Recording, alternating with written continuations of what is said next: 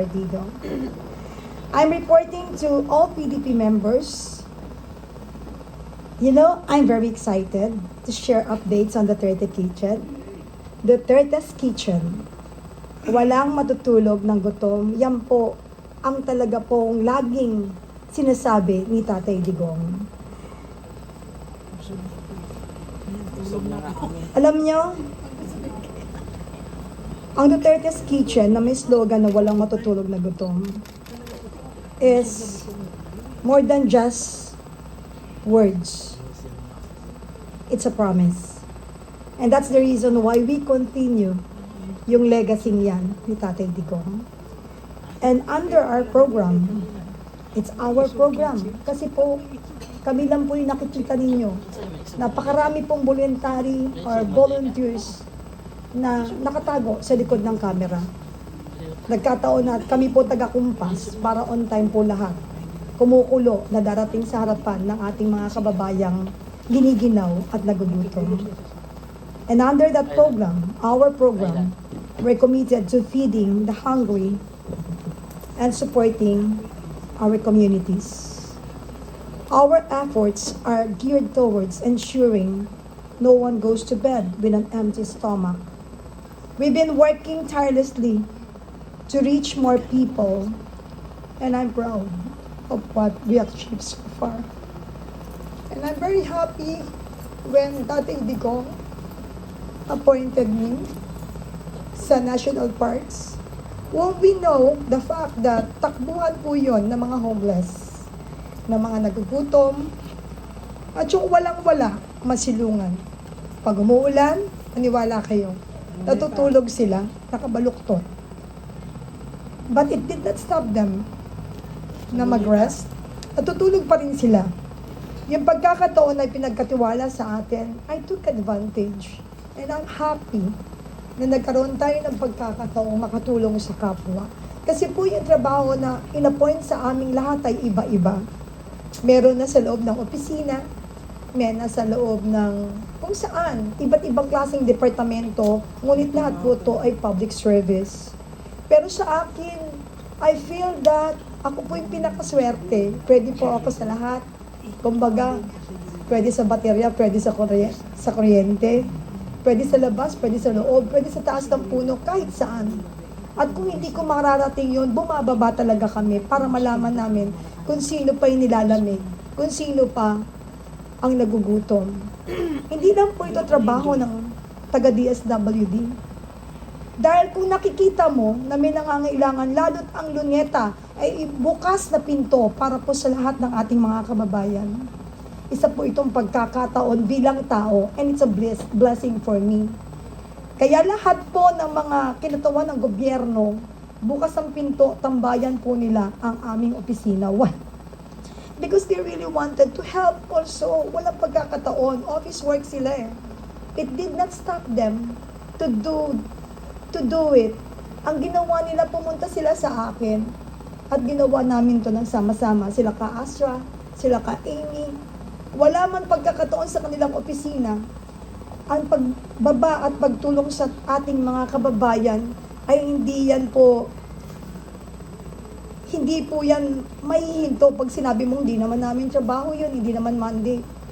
Pag gusto, maraming paraan. Pag ayaw, napakaraming dahilan. At bilang tao, bilang Pilipino, makita mong nanginginig sa gutom at ginaw ang kapwa mo. Sasabihin mo pa ba na sasabihin mo sa kapwa mo, hindi kasama yan sa mandato ng aking opisina at hindi yan kasama sa akin sinumpa ang tungkulin? Of course, no. And that's the reason, ganun namin kamahal si Tatay because hindi niya kami, without reservation ng aming pagtulong, hindi na kailangan tanungin dahil alam mo kung anong pangangailangan ng ating kapwa.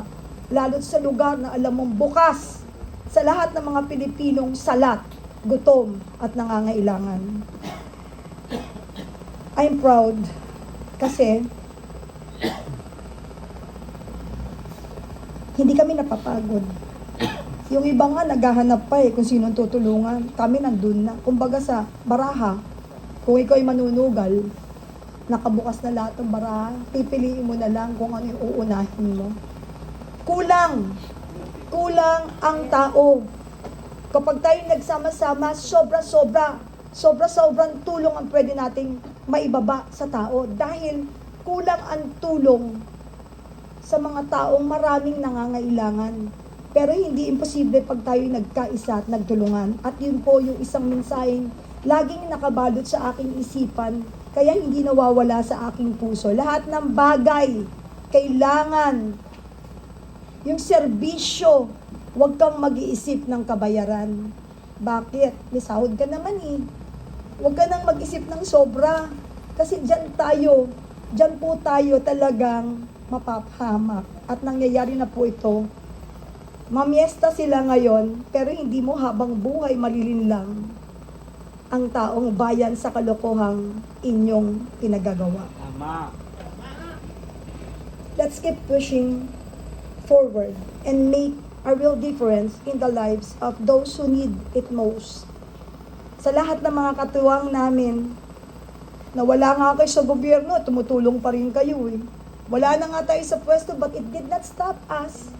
Because, alam mo, natuto tayo eh. Sa pagkakataong nun tayo ay nakaupo kung paano tumulong, iba pa rin yung may authority ka to do it. But, nung na-learn ko how to do it, kasama ng mga kasamahan din namin na natuto rin kung paano gawin yon. Hanggang ngayon ginagawa namin. And why? Sabi nila, Penny, wala ka naman sahod dyan. Ano ba napapala mo dyan?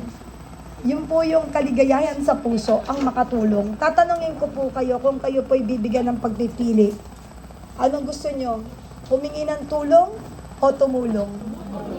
Tama po yan. Kasi po, pag humingi tayo ng tulong, yung arms, nakaganon, ngawit na ang palad mo, nakaganon pa yung leeg mo, ngawit na lahat.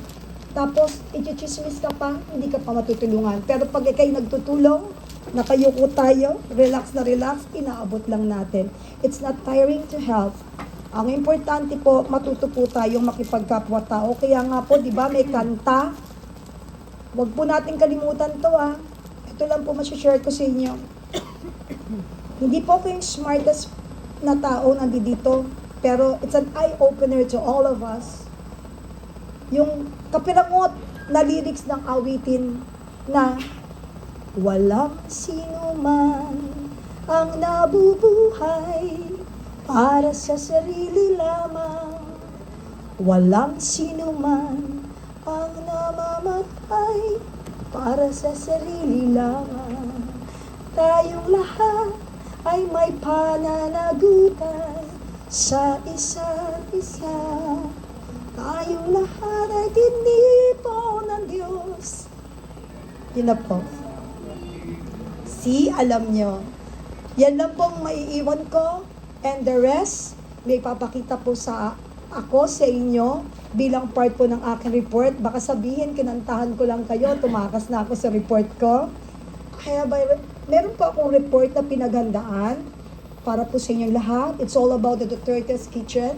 Pasensya na po kayo kung familiar at yun ang mukhang makikita ninyo. But I expect after watching this video, sure po ako, nasasama na po kayo sa amin at dadami na po yung mga mukha na mapapanood natin sa susunod na mga anniversaries, mga pagkakataon na tayo'y nagkakasama. Let's inspire people. Let's not stop helping. Kasi kung may pagkakataong makatulong, gawin natin, hindi bukas. Now na.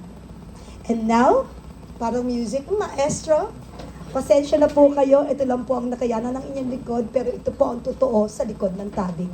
Magandang hapon po.